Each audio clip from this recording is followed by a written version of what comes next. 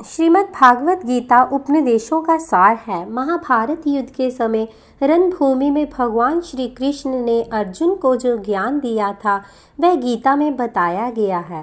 गीता में ऐसी बहुत सी बातें हैं जो मनुष्य के जीवन की कई कठिनाइयों को आसान बनाती है। इतना ही नहीं, गीता पढ़ने पर मनुष्य को बहुत सी नई जानकारियाँ भी मिलती हैं।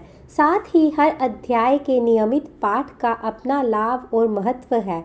भगवान शिव ने देवी पार्वती को गीता के पहले अध्याय के पाठ का महत्व जो बतलाया है वही यहाँ आपके लिए प्रस्तुत है। लेकिन गीता के पहले अध्याय के महत्व को जानने से पहले जान लीजिए श्रीमद् भागवत गीता के प्रथम अध्याय की खास बातें। गीता के पहले अध्याय का नाम अर्जुन विषाद योग है। इस अध्याय में कुरुक्षेत्र के मैदान में उपस्थित बंधुओं और संबंधियों को सामने देखकर अर्जुन के मन में उठे विषाद और मन स्थिति का वर्णन किया गया है, जिसे संजय धृतराष्ट्र को बताते हैं। एक समय पार्वती जी ने महादेव से पूछा, महादेव जी, किस ज्ञान के बल पर संसार के सब लोग आपको शिव कहकर पूछते हैं? मृग छाला ओढ़े हुए और अपने सभी अंगों में शमशान की विभूति लगाए, गले में सर्प और नर मुंडों की माला पहने हुए हो, इनमें तो कोई भी पवित्र नहीं, फिर आप किस ज्ञान से पवित्र माने जाते हैं? तब महादेव ने उत्तर दिया कि हे प्रिय, सुनो, मैं गीता ज्ञान को अपने हृदय में धारण करने से पवित्र माना जाता हूँ। इस ज्ञान से मुझे बाहर के कर्म नहीं व्यापते। तब पार्वती जी ने कहा कि हे भगवान, जिस गीता ज्ञान की आप ऐसी स्तुति करते हैं उसके श्रवण करने से कोई कृतार्थ भी हुआ है? महादेव ने उत्तर देते हुए कहा कि इस ज्ञान को सुनकर बहुत से जीव कृतार्थ हुए हैं और आगे भी होंगे। मैं तुम्हें एक पुरातन कथा कहता हूँ, तुम सुनो।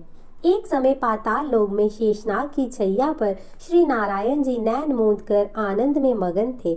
उस वक्त भगवान के चरण दबाते हुए लक्ष्मी जी ने पूछा, हे प्रभु, निद्रा और आलस्य तो उन पुरुषों को व्यापता है जो जीव तामसी होते हैं, कि आप तो तीनों गुणों से अतीत हो, आप तो वासुदेव हो, आप जो नेत्र मूंद रहे हो, इससे मुझको बड़ा आश्चर्य है।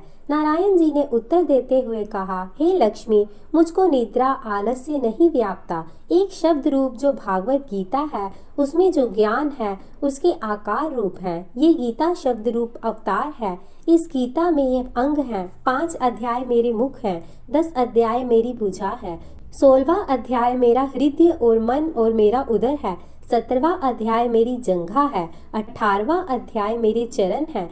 गीता श्लोक ही मेरी नाड़ियां हैं और जो गीता के अक्षर हैं वह मेरा रोम रोम है। ऐसे में शब्द रूपी जो गीता ज्ञान है उसी के अर्थ को मैं हृदय में विचार करता हूँ और बहुत आनंद प्राप्त होता है। लक्ष्मी जी बोली, हे नारायण जी, जब श्री गीता जी का इतना ज्ञान है तो उसको सुनकर कोई जीव कृतार्थ भी हुआ है? सो मुझसे कहो। तब श्री नारायण ने कहा, हे लक्ष्मी, गीता ज्ञान को सुनकर बहुत से जीव कृतार्थ हुए हैं, सो तुम श्रवण करो।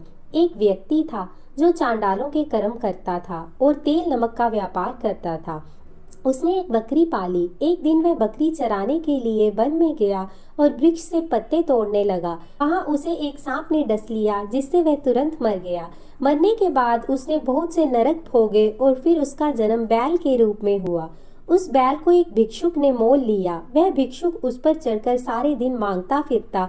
जो कुछ भिक्षा मांगकर लाता वह उसे अपने परिवार के साथ मिलकर खाता और वह बैल सारी रात द्वार पर खड़ा रहता। उसके खाने पीने का भी कोई ख्याल नहीं करता और सुबह होते ही बैल पर चढ़कर फिर मांगने निकल जाता।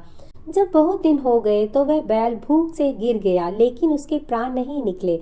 नगर के लोगों ने देखा और उस बैल को कोई तीर्थ का फल दे तो कोई व्रत का फल दे, तब भी उस बैल के प्राण नहीं छूटे।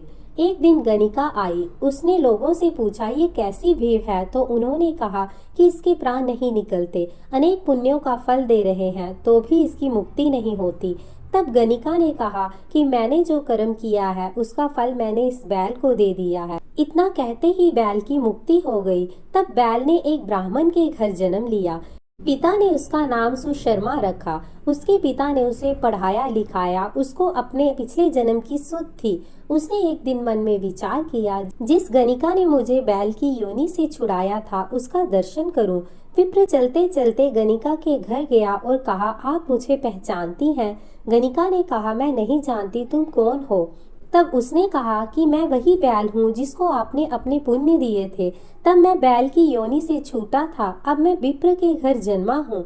आप अपना पुण्य बताएं। गणिका ने कहा कि मैंने अपने जीवन में कोई पुण्य नहीं किया है, परंतु मेरे घर एक तोता है, वह रोज सवेरे कुछ पढ़ता है, मैं उसका वाक्य सुनती हूँ। उस पुण्य का फल मैंने तुम्हें दे दिया था।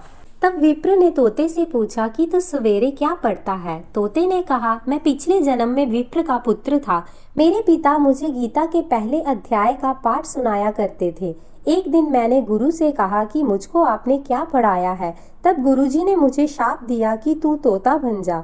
इसके बाद से मैं तोता बन गया। एक दिन बहेलिया मुझे पकड़ ले आया और एक विप्र ने मुझे मोल ले लिया। वह विप्र भी अपने पुत्र को गीता का पाठ सिखाता था। तब मैंने भी ये पाठ सीख लिया। उसी दिन विप्र के घर में चोर घुस गए।